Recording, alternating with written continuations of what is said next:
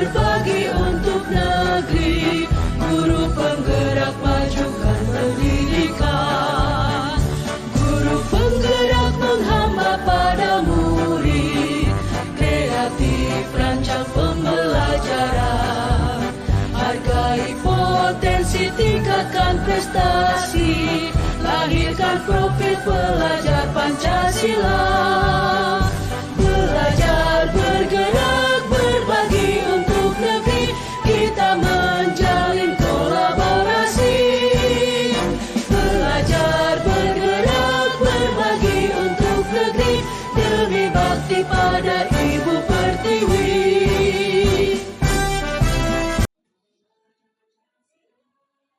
Assalamualaikum warahmatullahi wabarakatuh. Waalaikumsalam warahmatullahi wabarakatuh. Terima kasih Ibu Bapak, Ibu Kepala Sekolah yang telah hadir. Terima kasih waktunya untuk kegiatan hari ini, yaitu diseminasi pemahaman penerapan budaya positif di lingkungan sekolah. Bersama saya Nenek Roma, calon guru penggerak angkatan 11.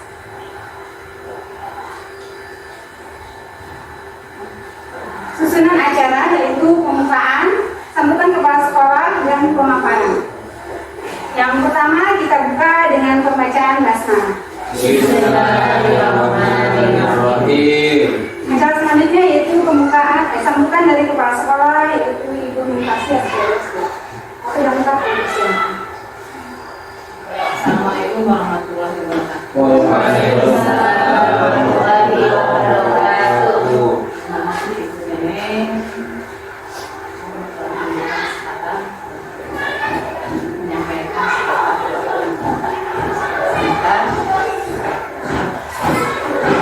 yang saya hormati.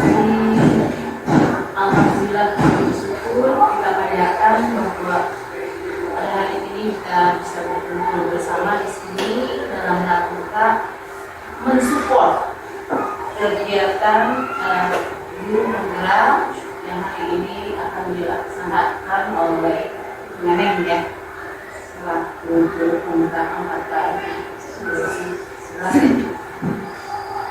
Mudah-mudahan apa yang sedang diusahakan oleh Bu Neneng, apa yang sedang dilaksanakan oleh Bu Neneng ya, mendapatkan ridho dari Allah Subhanahu wa Ta'ala. Mudah-mudahan bermanfaat untuk kita semua. Amin. Selaku orang-orang yang bergerak, guru-guru atau tenaga pendidikan yang bergerak di dunia pendidikan, yang tujuannya mulia sekali, yaitu untuk mencerdaskan bangsa, meningkatkan mutu atau kualitas sumber daya manusia.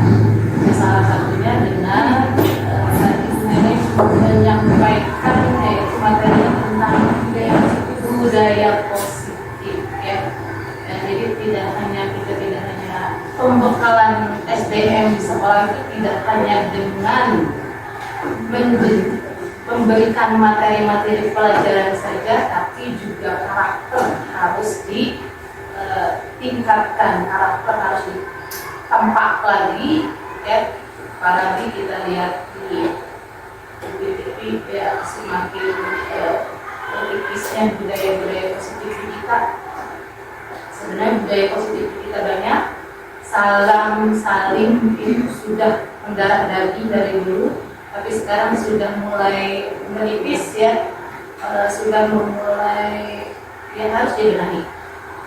Terima kasih Bu Neneng yang sudah mengangkat topik ini. Mudah-mudahan nanti topik ini tidak hanya sekedar wacana, topik ini nanti bisa membudaya ya, di SD Tegalega 2 dan khususnya dan di dunia pendidikan kemudian masyarakat juga. Amin amin ya Allah. Bismillah. Angkat pendidikan lanjut. Terima kasih Ibu.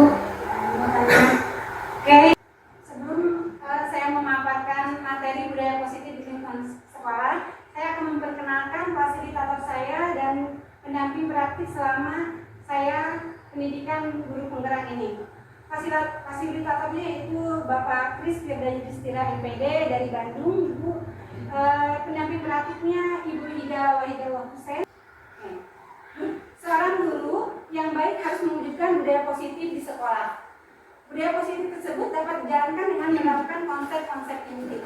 Nah, yang saya pelajari di konsep budaya positif ini ada 7, yaitu perubahan paradigma belajar, disiplin positif, motivasi perilaku manusia, kebutuhan dasar manusia, posisi kontrol, keyakinan sekolah atau kelas, dan segitiga restitusi. Oke. Kita bahas satu persatu Bapak Ibu guru yang hebat. Oke, sebelumnya coba semangatnya dulu ya. Tepuk semangat aja ya. Tepuk semangat. Semangat. Oke, ya. Sekali lagi gimana? Oh, sekali lagi katanya. Yang dangdindung ya, yang musisi ya yang tadi. Tepuk dangdindung. Dan ding ding ding. Dung dung dung. Dan ding ding ding. Dung dung dung.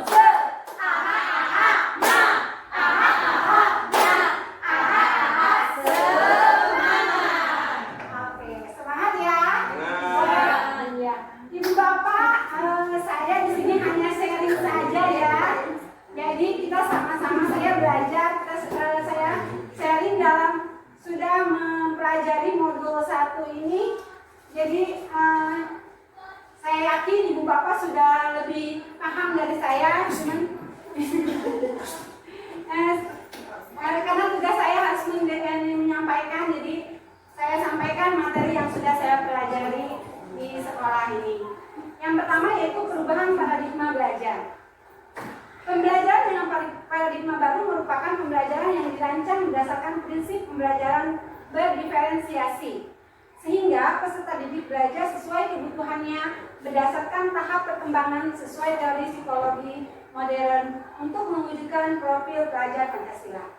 Nah, karena kita ini sudah kurikulum merdeka semua ya Bapak Ibu. Sudah. Nah, jadi otomatis kita sudah menggunakan pembelajaran berdiferensiasi ya.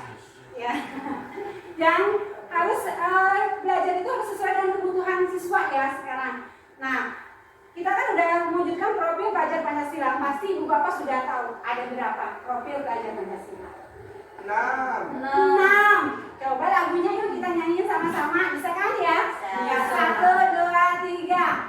Belajar Pancasila, beriman dan bertakwa pada Tuhan yang Esa dan berakhlak mulia, berkebinekaan global, gotong royong mandiri, kreatif dan bernalar kritis. Ya. Luar biasa. Walaupun udah siang tapi tetap semangat. Insya Allah nanti ada makan siang di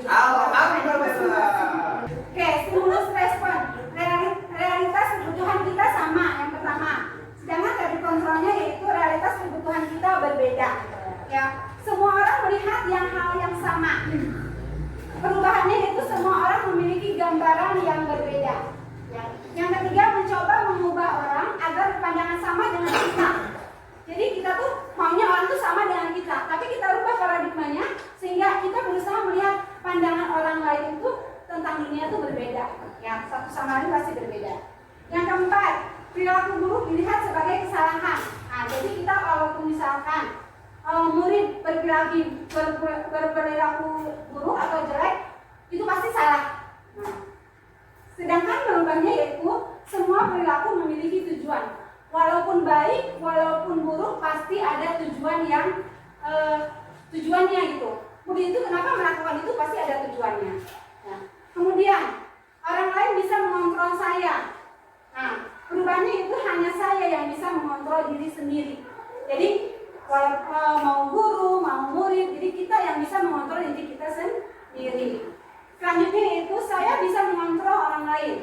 Nah, di teorinya yaitu saya tidak bisa mengontrol orang lain. Kemudian pemaksaan ada saat bujukan gagal.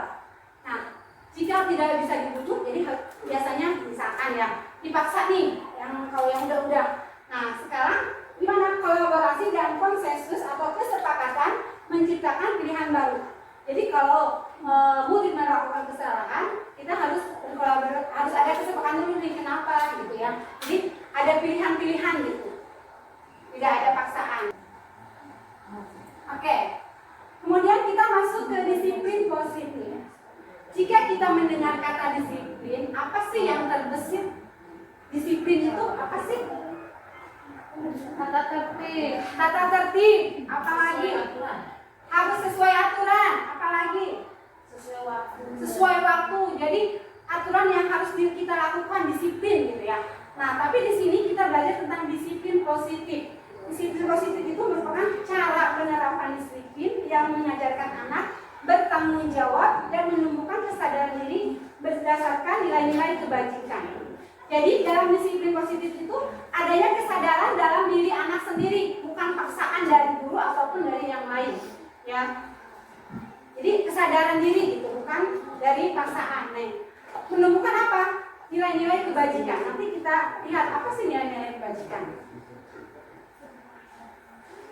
Oke, tujuannya dari disiplin positif mengontrol diri dalam melakukan segala tindakan, membuat murid memahami dan menyadari berdasarkan motivasi internal, bukan akibat paksaan, ujian, atau hukuman.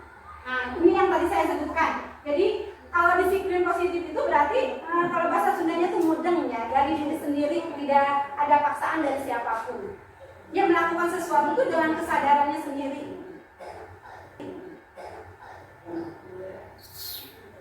Oke, nah tadi nilai-nilai kebajikan. Nah, ini nilai-nilai kebajikan adalah sifat-sifat positif manusia yang merupakan tujuan mulia yang ingin dicapai setiap individu. Nilai-nilai tersebut bersifat universal dan lintas bahasa, suku, agama, dan latar belakang. Nah, nilai-nilai kebajikan yang kita tahu ini dari profil belajar Pancasila yang tadi. Beriman dan bertakwa terhadap Tuhan Yang Maha Esa dan berakhlak mulia, berkebinekaan global, gotong royong, mandiri, kreatif, dan menawan kritis. Nah, ada juga dari Ibu Primary Year Program, yaitu toleransi, rasa hormat, integritas, mandiri, menghargai, antusias, empati, keingintahuan, kreativitas, kerjasama, percaya diri, dan komitmen. Itu juga merupakan nilai-nilai kebajikan. Ya. Nah, keterampilan hidupnya apa? Oke, dapat dipercaya, lurus hati, pendengar yang aktif, tidak merendahkan orang lain, dan memberikan yang terbaik dari dirinya sendiri. Nah, ini adalah nilai-nilai kebajikan yang ingin kita harapkan dari anak-anak itu muncul dari disiplin positif. Nah, dengan adanya disiplin positif, nilai-nilai kebajikan ini tuh muncul dari anak tanpa paksaan dari kita sebagai guru, tapi muncul sendiri. Oke, lanjut. Nah, kita masuk ke motivasi perilaku manusia. Ada dua motivasi perilaku manusia, yaitu ekstrinsik dan intrinsik. Ekstrinsik itu yang dari luar, sedangkan intrinsik dari dalam. Apa saja? Yang dari luar itu untuk menghindari ketidaknyamanan, untuk mendapatkan imbalan atau penghargaan dari orang lain. Nah, kita melakukan sesuatu itu karena apa? Misalkan murid melakukan sesuatu itu, misalkan datang pagi-pagi tepat waktu. Karena apa? Apa karena untuk menghindari ketidaknyamanan? Apa karena takut kalau kesiangan dimarahin sama gurunya? Nah, kita harus tahu nih, kenapa nih murid datangnya pagi-pagi? Atau ingin dipuji sama guru misalkan? Ada tidak seperti itu? Ada pasti ya. Atau emang dari dalam dirinya dia tuh selalu datang pagi? Kenapa? Untuk menjadi orang yang mereka inginkan dan menghargai diri sendiri dengan nilai-nilai yang mereka percaya. Jadi murid itu percaya kalau aku tuh emang harus datang pagi. Jadi dia menyadari karena bertanggung jawab. Karena dia tahu masuk jam 7, maka dia sebelum jam 7 sudah datang ke sekolah. Jadi dengan kesadaran dirinya dia datang pagi tanpa ada faktor dari luar ini yang luar. Oke. Lanjut ke konsep disiplin dengan identitas gagal. Nah, ternyata ada disiplin dengan identitas gagal, yaitu hukuman dan penghargaan. Jujur saya baru tahu ini penghargaan ternyata gagal juga. Saya kira kan penghargaan itu reward apa gitu ya, yang ternyata ya termasuk dengan sama dengan hukuman gitu. Nah, hukuman itu menyakitkan bagi anak. Kalau misalkan kamu misalkan ya itu harus ini dihukum misalkan. Ya sebenarnya ada rasa sakit kan ya, ada rasa sakit di hatinya. Terus dia tidak nyaman, terlambat terus misalkan gitu. Jadi merasa jadinya tidak nyaman. Terus murid juga takut ke sekolah lagi. Aku takut nih, tadi marahin lagi nih aku datang terlambat misalnya gitu. Nah, murid menyembunyikan kesalahan. Jadi efeknya bisa berbohong kalau kita menghukum anak gitu. Terus murid menjadi rendah diri, jadi nggak pede. Kalau selalu kita berikan hukuman itu jadi minder ya. Nah, untuk yang penghargaan nih, saya baru pelajari di CGP ini, ternyata penghargaan itu merupakan identitas gagal ya. Kenapa? Karena tidak efektif. Karena penghargaan itu pasti nggak akan semuanya dapat kan gitu. Pasti ada beberapa orang saja yang tidak efektif. Terus merusak hubungan, ada rasa iri dari murid satu dengan yang lainnya. Ya, kemudian mematikan kreativitas. Ya, tadinya dia tuh sebenarnya ingin melakukan sesuatu karena kesadaran diri, tapi mungkin karena ada penghargaan jadi niatnya berubah mungkin ya. Bisa jadi. Atau menghukum dengan sistem ranking. Nah, sekarang kita kan memang tidak ada ranking ya. Nah, jadi alhamdulillah kan tidak ada ranking, jadi tidak ada yang merasa aku juara ya. Jadi nggak ada dia mah pintar juara satu, ya aku mah bodoh. Jadi nggak merasa dia bodoh gitu. Nah, yang terakhir merampas hak menghargai dirinya. Jadi kita tuh merampas hak anak menghargai dirinya sendiri kalau kita memberikan penghargaan. Ya. Oke. Selanjutnya yaitu konsep disiplin dengan identitas sukses. Ada dua juga, yaitu konsekuensi dan restitusi. Nah, ini pun sama. Saya mempelajari restitusi ini baru saya dapat di CGP ini selama saya mengajar lebih dari 20 tahun. Jadi saya baru tahu, oh ternyata ada yang restitusi ini. Mungkin kita pernah ngelakuin, tapi nggak tahu namanya, terus penerapannya juga belum terlalu paham gitu, tidak sesuai. Nah, konsekuensi ini yaitu penguatan jangka pendek. Misalkan kamu, kalau misalkan nih pilihan ya, kalau konsekuensi itu dikasih pilihan. Nih, monitoring berkelanjutan. Nah, jadi ada kalau kamu melakukan ini, nanti kamu begini. Ada konsekuensinya gitu. Namun menghormati peraturan. Nah, lalu dihilangkan waktu untuk merenungi kesalahan. Nah, ini lumayan bagus, cuman ada yang lebih lagi, yang lebih istilahnya perfect lah ya gitu, yaitu restitusi. Apa saja? Murid dapat bertanggung jawab akan perilakunya. Lalu fokus pada pemecahan masalah jangka panjang. Kemudian murid menghormati dirinya dan orang lain. Dan murid bersemangat memperbaiki kesalahannya. Jadi dengan kita menerapkan disiplin positif dengan cara memberikan konsekuensi dan restitusi, itu konsep disiplin identitas sukses. Jadi boleh kalau anak misalkan berbuat kesalahan, misalkan nih, biasanya di kelas rendah ya, minuman jatuh nih, air tumpah. Kita ngasih konsekuensi, boleh nggak? Boleh. Kira-kira konsekuensinya apa kalau anak itu menjatuhkan minuman, air? Membersihkannya lagi. Nah, itu diperbolehkan ya. Jadi dia tahu kesalahan dia apa, dan dia akan selanjutnya ya dia akan berhati-hati untuk tidak melakukan itu. Dan itu diperbolehkan. Ya. Oke. Ya, siapa yang mau ngisi ice breaking? Sulit. Ayo sulit sama kamu sulit. Terima kasih Bunda Neng atas waktunya. Assalamualaikum warahmatullahi wabarakatuh.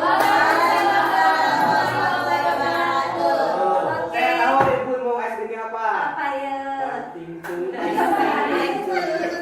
Oke, terima kasih Bapak Ibu untuk mengisi waktu sampai nanti siang. Karena hari ini Ibu Nenek ngomong bersama kita selama 1 jam ya? Iya, 1 jam. Oke, supaya di jam-jam rawan ada yang lapar, ada yang ngantuk, nah, ada yang gelisah karena ditunggu bebeknya mungkin ya.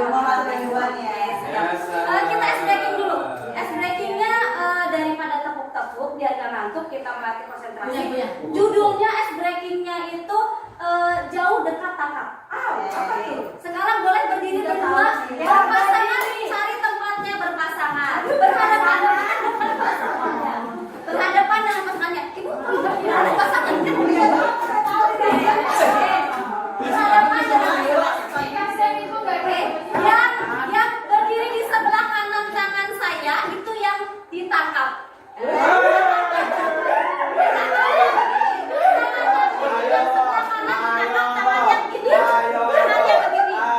Yang sebelah kiri yang menangkap tangannya membuka di depan. Oke. Kalau saya bilang dekat, dekat. Kalau jauh, jauh. Saat tangkap, tolong ditangkap ya. Lepas dong. Kalau ditangkap, yang ketangkap kita kasih hukuman. Yang ketangkap kita kasih hukuman. Siap? Oke, siap ya? Udah ngerti Pak? Udah ngerti Pak? Siap? Itu bukan muhrim, Bu. Ya, siap ya. Konsentrasi. Dekat, jauh, jauh, jauh, dekat, dekat, jauh, jauh, dekat, jauh.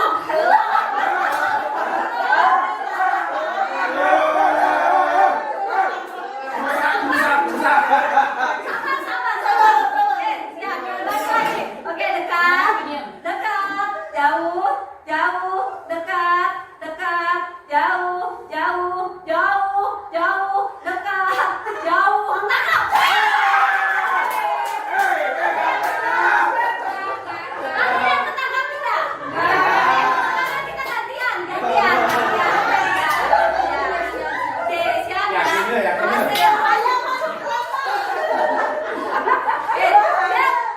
Oke, dekat, jauh, jauh, jauh, jauh, dekat, dekat, jauh, dekat, jauh, jauh, tangkap.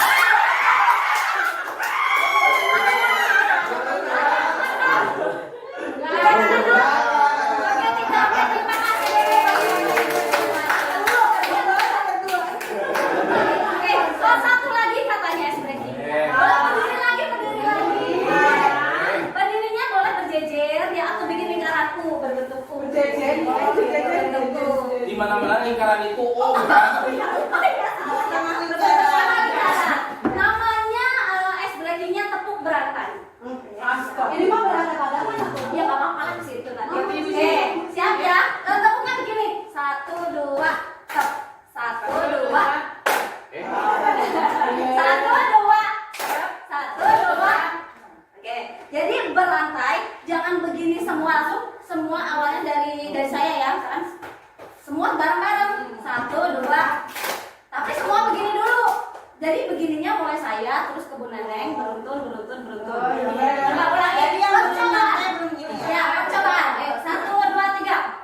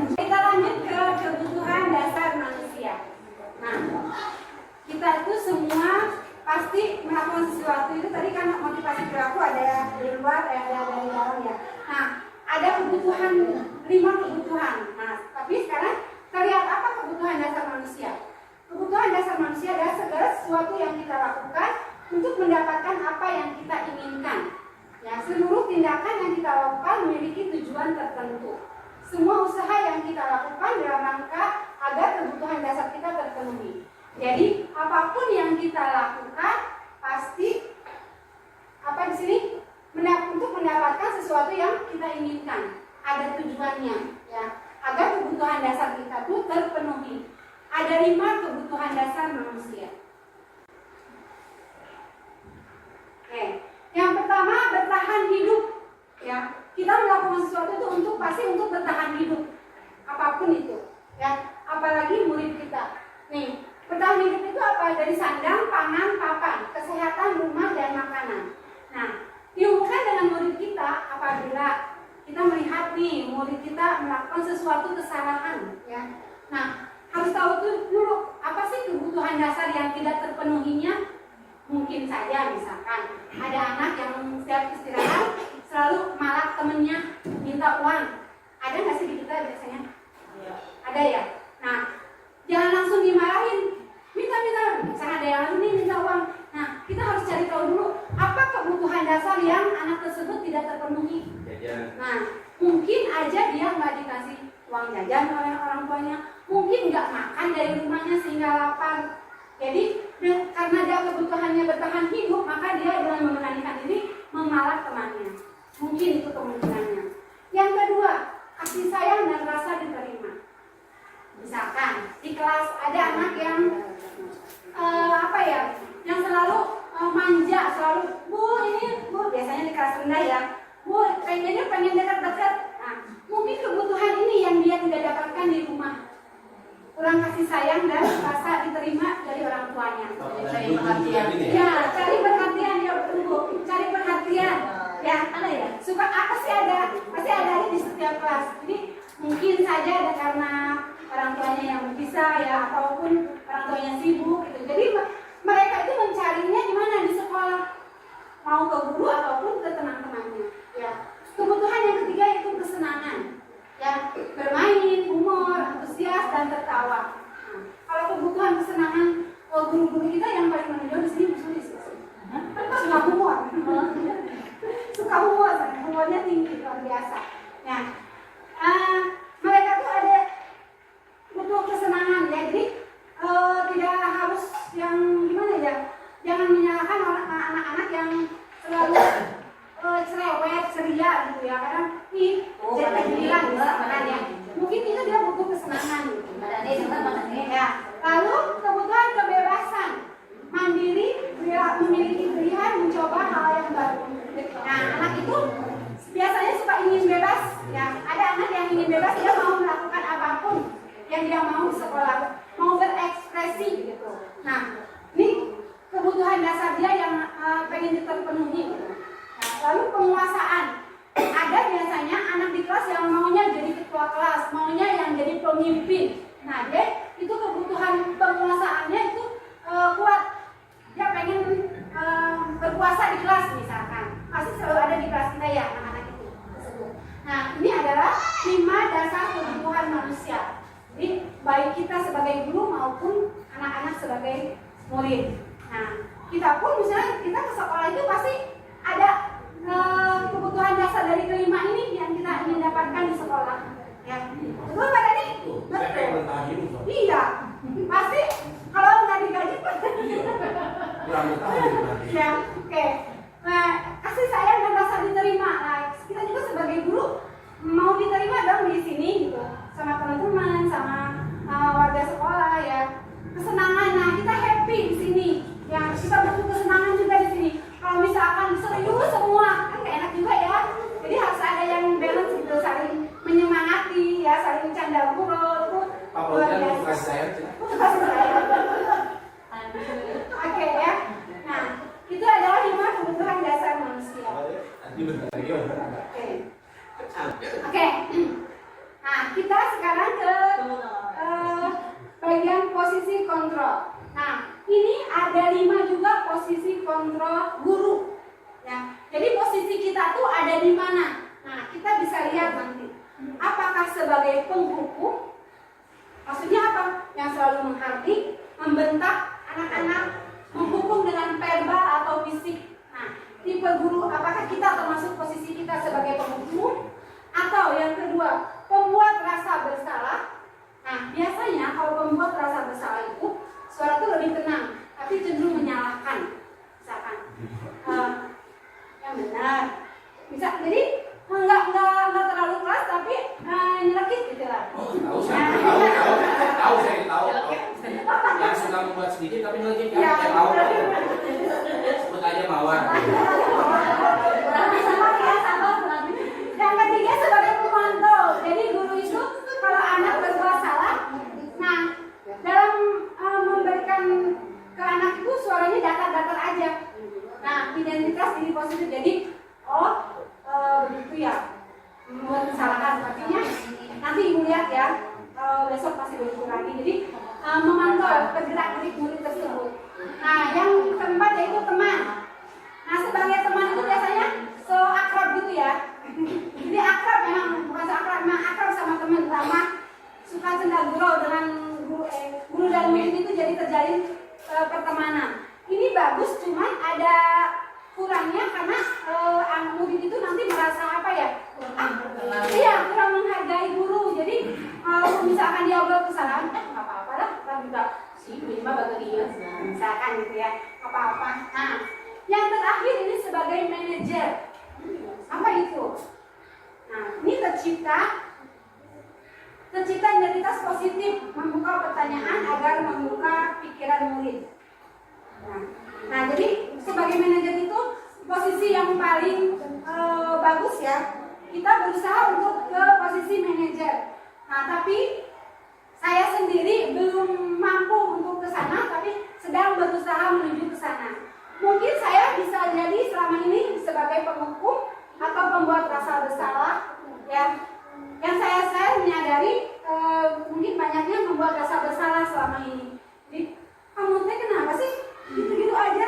Jadi ngerasa anak itu anak yang bersalah gitu, tanpa tahu kenapa anak itu melakukan sesuatu. Ya. Nah akibatnya apa? Akibatnya anak menjadi pendendam kalau kita menjadi posisi kita di penghukum. Nah kalau kita di pembuat rasa bersalah, akibatnya anak menjadi rendah diri, nggak pede, ya. Ya. Kalau menjadi pemantau, jadi menghitung konsekuensinya. Oh, nanti kalau begini, tapi saya minta begini. Makanya gitu, jadi menghitung konsekuensinya. Kalau teman tidak mandiri, jadi tergantung ada yang di rumah ya. Kalau manajer itu apa? Menciptakan murid yang mandiri, percaya diri, dapat memecahkan masalah. Nah, sekarang saya mau ada video sedikit.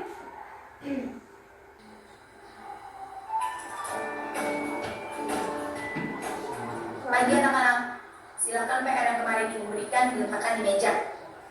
Atau kamu sudah mengerjakan belum? Belum mengerjakan saya Bu. Kamu selalu ya mengerjain PR.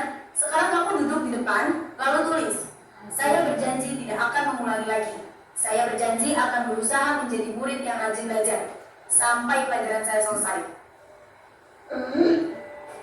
Oke, nah itu kira-kira apa? Pastinya penghukum, ya betul. Pagi anak-anak, hari ini ada tugas ya. Ada yang belum mengerjakan? Anton, kamu sudah mengerjakan? Belum Pak. Kamu nggak ngerjain tugas ya. Kamu mau jadi apa nanti? Kamu lihat sekolahnya sih. Apa? Coba bayangkan orang tuamu betapa kecewanya sama kamu. Kamu itu sudah kelas 5. Harusnya bertanggung jawab sama dirimu sendiri. Sebagai apa ini? Buat rasa bersalah. Membuat rasa bersalah. Jadi anak tuh, oh iya ya, gitu. Jadi ngerasa bersalahnya. Maaf Bu, saya terlambat. Ya udah, nanti jangan diulangi lagi ya. Kalau kamu rajin, Ibu senang lihatnya. Ya, lain kali tepat waktu ya masuknya. Tas dulu dong. Kita kan teman. Wah, jadi kalau aku terlambat lagi, apa ya? Nah, ini sebagai teman. Jadi CS dulu sama murid itu CS. kamu kok Padahal itu gak pakai baju olahraga?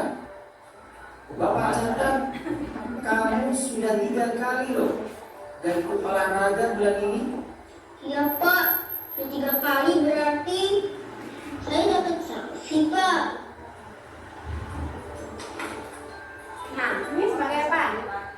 Pemantau. Ya. Ini Bu, saya mau ngumpulin tugas. Maaf ya Bu, saya terlambat ngumpulin tugas. Kenapa kamu terlambat mengumpulkan tugas? Iya Bu, saya kalau sore bantuin ibu jaga warung, gak sempat ngerjain tugas. Kira-kira nih, apa yang bisa kamu perbaiki supaya kamu bisa mengerjakan tugas tepat waktu? Coba, kapan biasanya kamu membantu ibu jualan? Ya kadang sampai jam 8 malam Bu. Bagaimana kalau kamu membuat jadwal? Kapan kamu akan mengerjakan tugas? Oh gitu ya Bu, saya coba deh Bu, terima kasih Bu. Oke. Ini adalah sebagai manajer. Nah, kita semua berharap posisi kita sebagai manajer ya. Dan saya pribadi, saya berusaha untuk ke sana walaupun masih belum mampu untuk sempurna ke sana gitu. Karena ya saya selama ini yang tetap harus belajar untuk menjadi manajer gitu. Oke, sekarang nah, apa posisi kontrol yang sering kita lakukan terhadap murid selama ini? Nah, selama ini kita apa saja kita sharing aja ya. Tidak apa-apa, saya juga masih belum sempurna, masih banyak posisi saya belum ke manajer, tapi saya mau tahu dulu, tolong diisi, boleh 1 atau 2 posisi yang sering kali dilakukan Bapak Ibu di kelas. Nggak ada bidang rohani ya? Rohani. Nah, ini sama aja ini.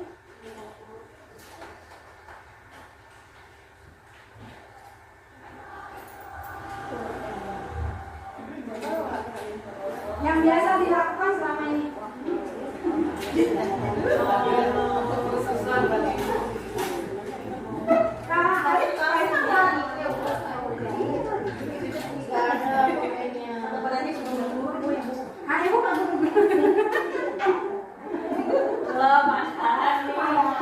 Kita sama murid itu bukan ibu.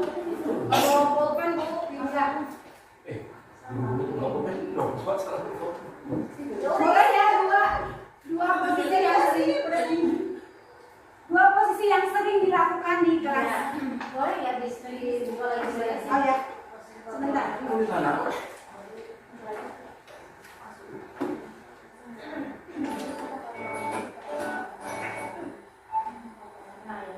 Posisi di kelas itu. Ya, posisi kita di kelas selama kita ngajar. Udah ya?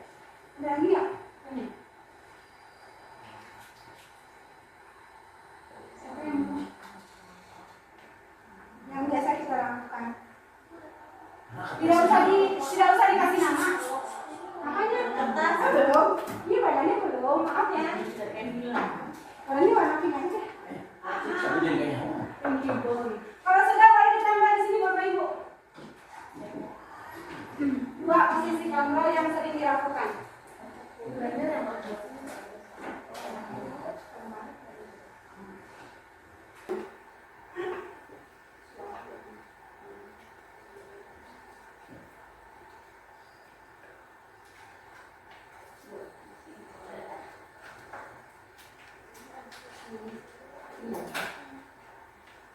Kalau saya selama ini sih jujur aja suka membuat rasa bersalah dan sebagai teman. Kadang memantau juga. Gimana nempelnya? Di sini aja.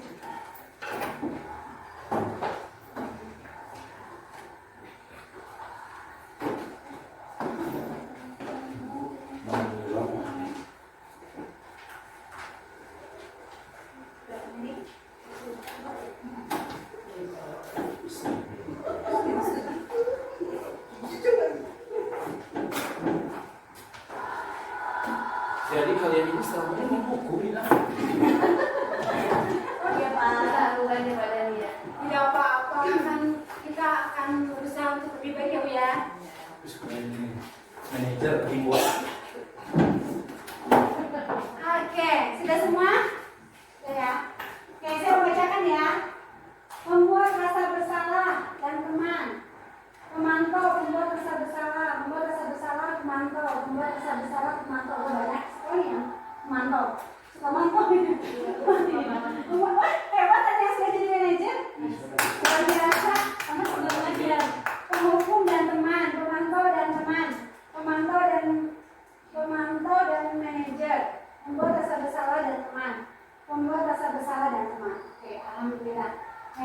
Jadi kita semua ini banyak yang membuat rasa bersalah dan teman. Oke, tepuk tangan buat semuanya. Ya, walaupun kita belum masuk ke manajer, tapi semoga mulai saat ini kita tahu posisi kita di mana dan kita menjadi lebih baik lagi nanti ke depannya untuk posisi kontrol kita terhadap anak-anak kita ke depannya. Ya.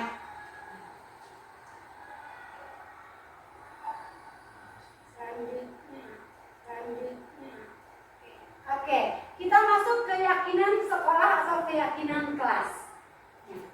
Keyakinan sekolah itu biasanya dibuat dari keyakinan kelas dulu, baru nanti ke keyakinan sekolah. Sekarang saya mau tanya nih, apa sih perbedaannya peraturan dengan keyakinan? Sekarang kan di kelas semuanya keyakinan, ada yang peraturan. Apa sih bedanya peraturan sama keyakinan? Ada yang tahu nggak? Keyakinan. Apa Budima? Nah, kalau salah koreksi ya Bu, ini hanya pendapat saya. Mungkin kalau peraturan itu hanya dibuat oleh satu pihak. Kalau keyakinan kita bareng-bareng dengan anak-anak. Seperti itu. Oke, kata Budima kalau peraturan tuh guru yang membuat. Ya. Udah ada di grup gitu. Ya. Kalau keyakinan kita buat bersama.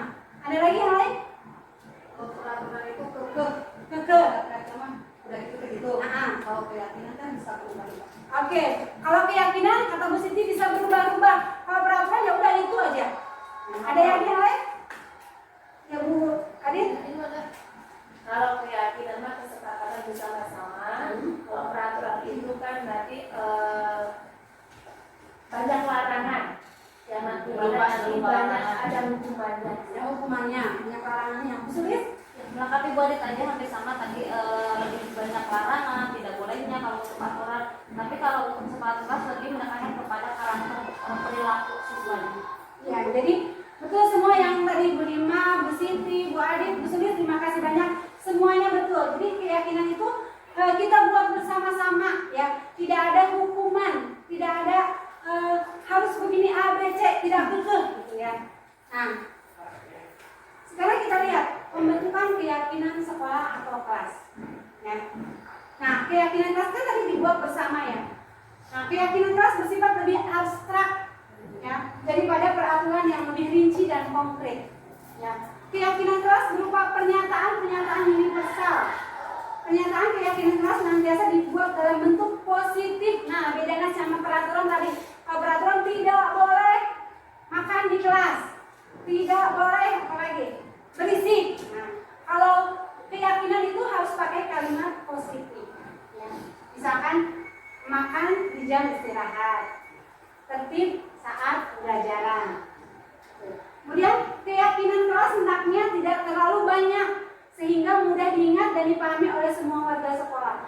Kalau peraturan biasanya udah 10, 15 gitu ya. Kalau keyakinan cukuplah 5, 6 gitu. Karena keyakinan bisa berubah-ubah. Misalkan 1 bulan ini keyakinan kelasnya ini sudah disepakati nih, sudah dilakukan dengan ini. Bisa jadi kita berubah lagi bulan depannya keyakinan kelasnya yang lain. Karena yang 5 ini sudah diterapkan, anak-anak sudah menyadari dirinya, bisa berubah lagi.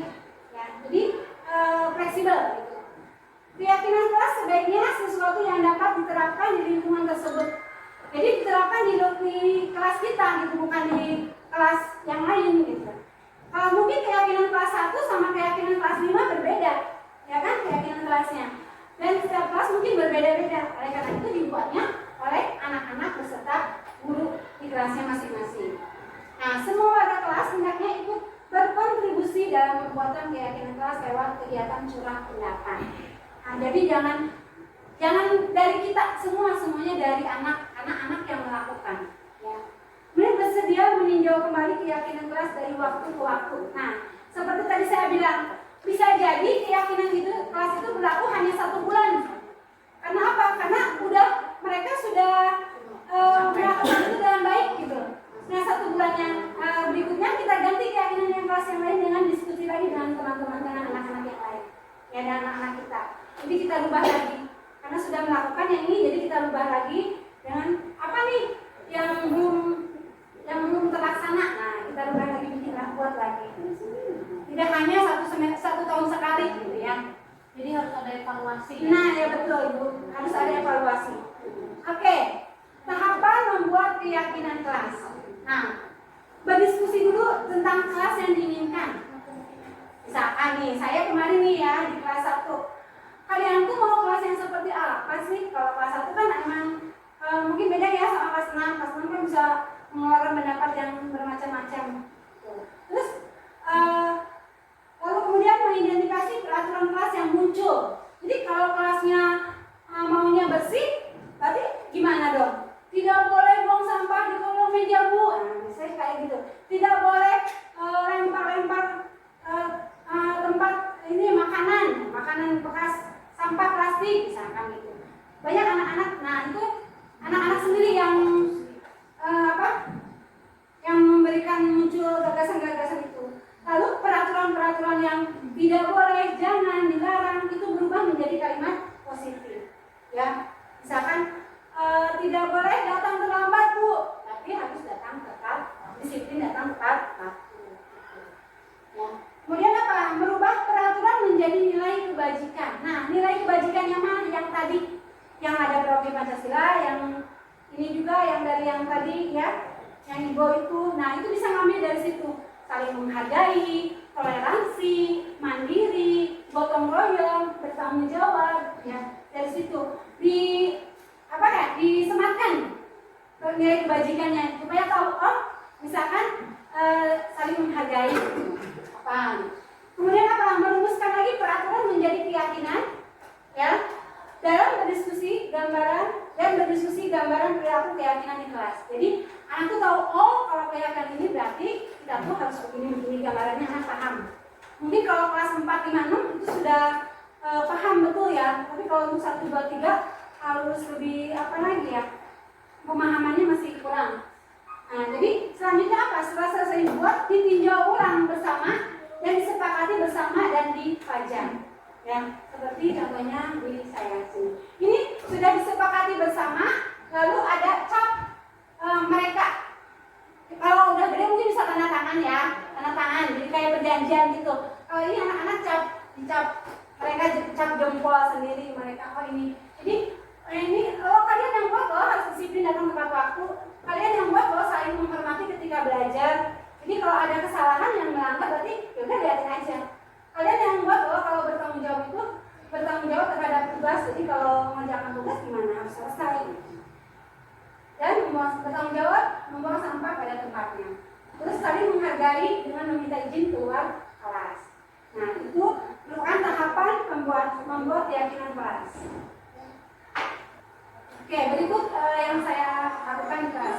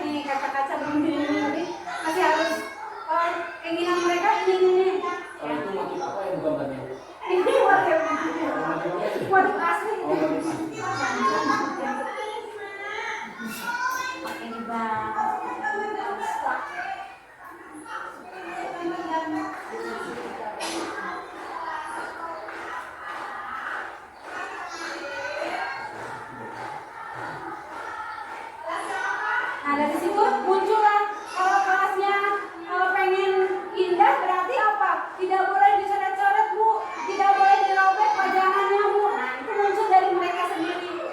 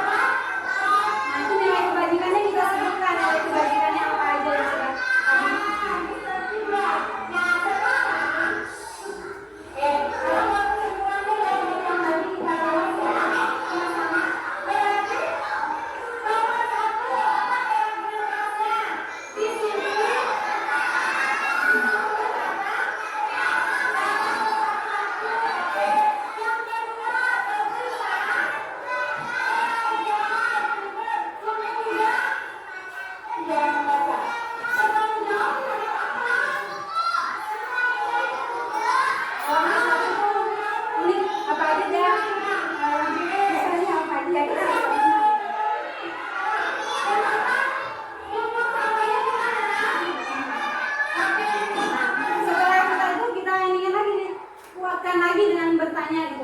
Oh ini, lalu kita berikan gambaran, oh kayak generasinya begini. Jadi kita harus melakukan ini karena udah sepakat nih. Nah udah gitu saya buatlah, saya di Canva, saya print, lalu mereka harus menandatangani ya, tapi dengan cap jempol. Mereka bikin, ini ya yang kalian sudah buat. Jadi bukan saya yang buat, tapi anak-anak yang buat.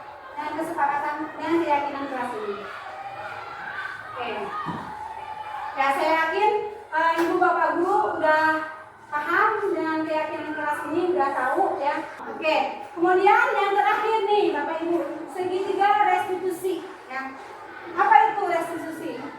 Proses kolaboratif yang mengajarkan murid untuk mencari solusi atas masalah mereka dan membantu murid untuk berpikir. Ya. Jadi proses menciptakan kondisi pada murid untuk memperbaiki kesalahan mereka sehingga mereka dapat kembali ke kelompok mereka dengan karakter yang lebih kuat. Ini bukan menurut saya, tapi menurut Gosen 2004. Ya. Gosen, ya teman saya ya. Jadi dengan segitiga restitusi ini, jadi murid itu akan, kalaupun dia salah itu tidak akan merasa dia jadi nggak merasa rendah diri jadinya. Jadi karakternya lebih kuat lagi ya, bisa memperbaiki kesalahannya. Oke, tahapannya apa? Ini juga saya baru tahu di CGP ini ternyata ada segitiga restitusi yang sebelumnya saya belum pernah tahu. Walaupun saya pernah menerapkan itu, tapi belum sempurna gitu. Oh ternyata harus begini. Nah ini tahapannya, menstabilkan identitas, validasi tindakan yang salah, dan menanyakan keyakinan. Di tahapan-tahapan ini yang ternyata harus begini ya. Mungkin saya pernah melakukan ini tapi belum sampai ke menanyakan keyakinan, hanya sampai menstabilkan identitas dan validasi tindakan yang salah. Nah ini contohnya. Tadi pagi nanti berangkat jam berapa deh? Jam 7 lewat. Ya sekolah jam berapa sayang? Jam 7 berarti terlambat ya? Iya. Nah terlambat itu kita panggil udah balikin terus sekali kamu itu tidak baik ya. Gimana caranya supaya nggak terlambat? Nah kita cari solusinya ya. Oke. Nah kamu nggak kalau kan harus terlambat nih, ini pengen tahu kenapa sih? Kita cari tahu dulu kenapa anak itu berbuat begitu.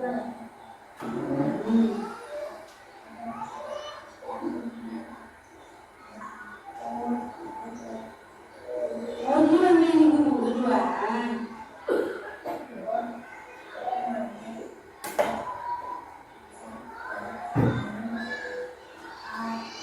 Buat apa ibu? Masih tiap hari? Nanti kalau bantuin dulu nak, jangan nungguin itu. Nungguin itu. Ini kita bagus sekali ya nanti ya. Nah, coba. Ini nanti kan terlambatnya sering ya. Sekarang gimana ya? Supaya nanti tidak terlambat. Kalau terlambat itu kira-kira ada yang dilanggar ya keyakinan kelas kita? Oh, ada. Masih ingat nggak keyakinan kelas yang kita? Ayo apa sih?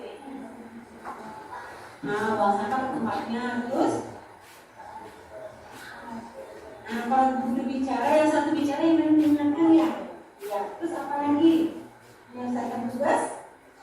Tepat waktu, terus harus disiplin datang. Tepat waktu juga. Jadi kira-kira Hati langgar yang mana keyakinan kelasnya?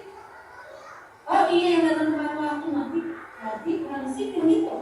Iya, gimana caranya supaya nanti disiplin ya? Apa ya, kalau di rumah berarti harus bangunnya di bidang sendiri. Ya.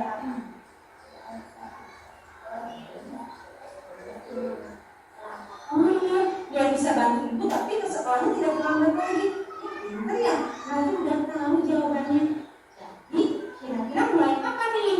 Datangnya dapat waktu nih nanti besok bisa? Hebat itu. Terus, makasih ya Mbak Tia. Oke. Jadi anakku tahu kesalahannya dan memperbaiki kesalahannya dan solusinya tuh dari mereka sendiri. Nah tapi kan kenyataannya kalau kita banyak yang melakukan kesalahan mungkin ini dia seperti itu ya. Nah, cuman ada trik nih 30 detik pertanyaan-pertanyaan untuk bisa membantu murid kembali ke tujuan semula dengan cukup singkat dan cara non-konfrontatif ya. Cara yang cepat gitu ya. Jadi kan kalau yang tadi kan prosesnya panjang ya, harus manggil dulu satu-satu, mungkin butuh waktu ya. Ini kalau anak-anak yang serius nih baru dipanggil. Nah ini kalau kita di kelas, apakah kamu ingin berbuat lebih baik? Bisa singkat terus, apa saat ini yang kamu sedang menjadi orang yang kamu inginkan? Maka kamu dapat mengubah perilaku kamu saat ini menjadi perilaku yang lebih membantu. Apa wajar membuat kesalahan? Bisa kita perbaiki ya. Nah, apa yang kamu lakukan saat ini sesuai? Kapan kamu siap untuk mulai ini? Jadi pertanyaan-pertanyaan ini bisa dalam waktu yang di kelas gitu. Kan ini pertanyaan singkat ya, nggak usah yang kayak tadi tahapannya banyak. Nah ini juga untuk 30 detik ya kalau anak melakukan kesalahan di kelas. Nah, oke, mungkin itu sedikit restitusinya. Dan saya juga masih belajar untuk ke sana karena ini merupakan proses ya. Karena kita sebagai guru maunya sih melakukan yang sesuai ya, tapi kan butuh proses juga, butuh waktu ya. Semoga kita bisa untuk ke arah yang lebih baik. Amin. Oke, sudah di penghujung kegiatan ini yang dalam mewujudkan budaya positif, hendaknya guru mempunyai standar kepribadian profesional, guru sosial yang baik, di mana guru mampu merefleksikan dirinya dan dalam posisi kontrol saat ini. Guru menjadi pamong atau manajer yang menuntun murid-muridnya menjadi insan yang mandiri, merdeka dan bertanggung jawab. Semoga ya. Amin. Nah, dalam mewujudkan hal tersebut butuh proses melibatkan berbagai pihak. Nggak bisa sendirian kita ya. Kita bersama-sama mewujudkan dengan menggandeng tangan, saling mendukung, saling berkolaborasi untuk mewujudkan budaya positif di sekolah kita tercinta SDN Tegalega 20.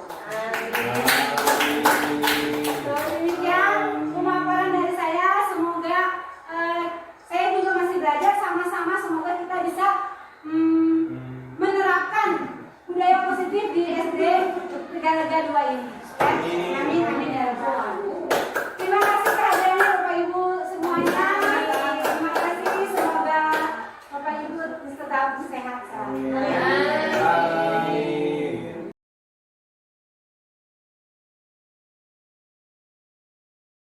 Hari ini kita mau buat keyakinan Saya mau tanya nih, kalian ke sekolah mau apa?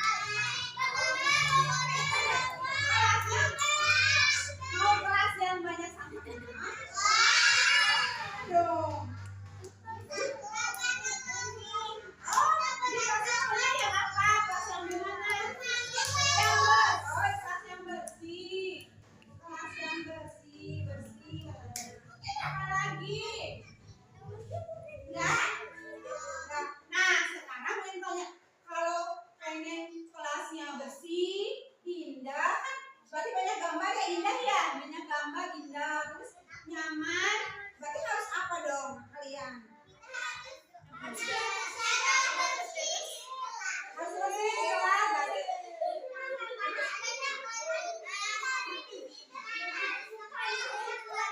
kerja kelompok apalagi.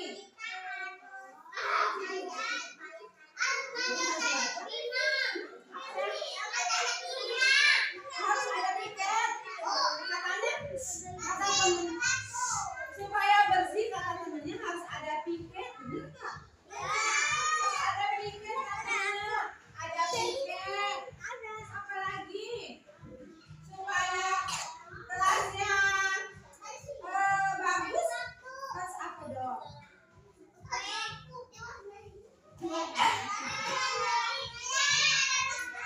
Ada gambar.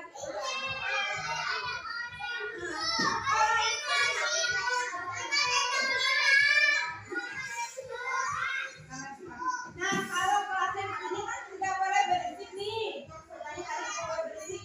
Nah, bagaimana supaya nggak berisik?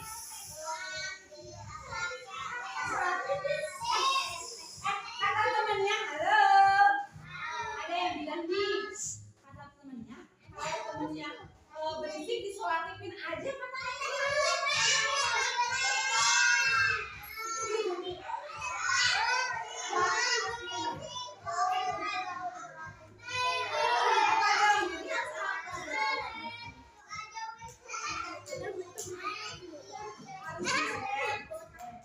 Tidak boleh asa.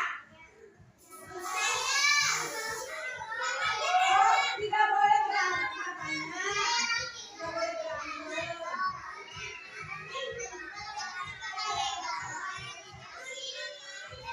Biar bersih. Jadi plastik gimana? Biar bersih nih.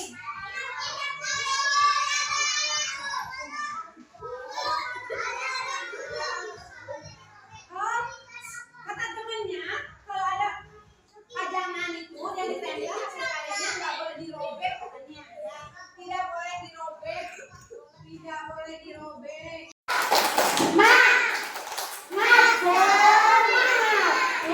Tadi sudah tahu nih, kita harus rukun ya di kelas.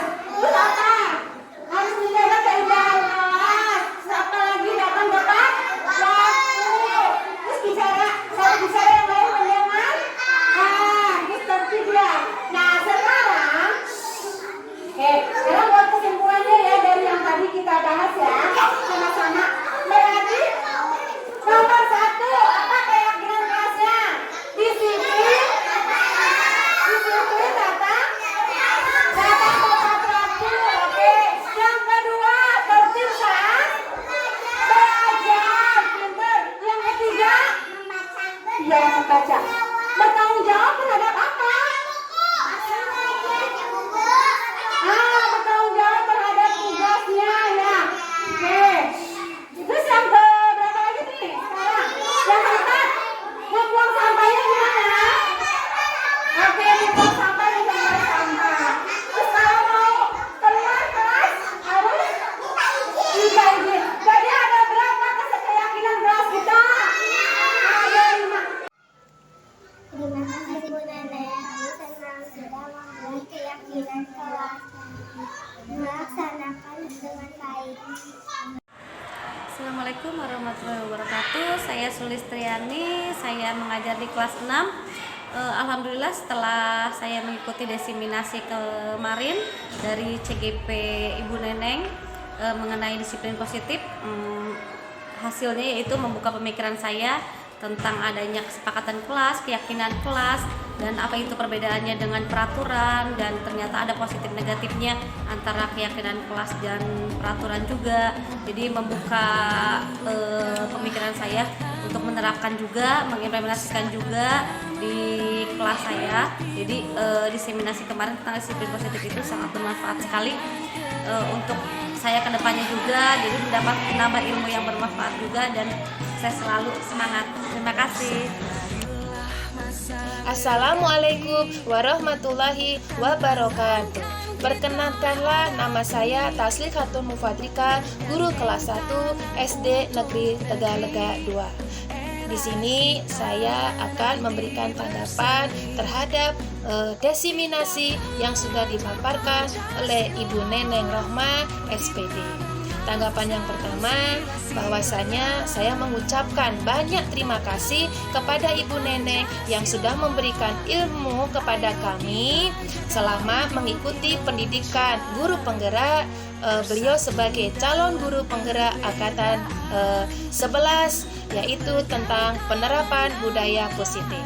Kemudian yang kedua, dalam penyampaian pemaparan materi tersebut luar biasa karena selain teori-teorinya, penjelasannya, Bu Neneng juga menyertakan contoh-contoh video di mana sudah melaksanakan penerapan budaya positif di kelasnya terhadap peserta didik, sehingga kami sebagai guru bisa memahaminya. Kemudian yang ketiga, semoga penerapan budaya positif ini dapat memberikan dampak positif, memberikan perubahan kepada sekolah kami, terutama kepada kepala sekolah, tenaga pendidik, tenaga kependidikan, peserta didik, serta di lingkungan sekitarnya. Perubahan-perubahan itu yang diharapkan adalah tentang penanaman karakter, karena terutama di kelas 1 perlu adanya karakter-karakter dengan pembiasaan sehari-hari yang ditanamkan sejak dini, sehingga anak-anak menjadi manusia yang sesuai dengan nilai-nilai luhur bangsa Indonesia, sesuai dengan profil pelajar Pancasila. Selanjutnya, perubahan yang lain seperti dapat membantu menyelesaikan masalah yang dihadapi oleh guru-guru, terutama masalah-masalah atau anak-anak yang bermasalah. Bagaimana guru harus bertindak, bagaimana guru harus berkomunikasi dengan siswa di dalam menyelesaikan masalah yang dihadapi sehari-hari dengan menggunakan teori kontrol dan seketika restitusi. Semoga dengan penyampaian materi yang sudah disampaikan Ibu Neneng Rohma dapat kami laksanakan, bisa berjalan dengan lancar sesuai dengan apa yang kita inginkan, menjadi manusia-manusia sesuai dengan nilai-nilai luhur Pancasila, sesuai dengan profil pelajar Pancasila. Terima kasih. Wassalamualaikum warahmatullahi wabarakatuh. Setelah saya melakukan acara ini, perasaan saya sangat senang dan sangat bersemangat dalam melakukan berbagai pemahaman tentang budaya positif di sekolah saya. Harapan saya ke depannya semua teman-teman dapat memahami dan menerapkan konsep-konsep inti yang ada pada modul pendidikan yang saya lakukan.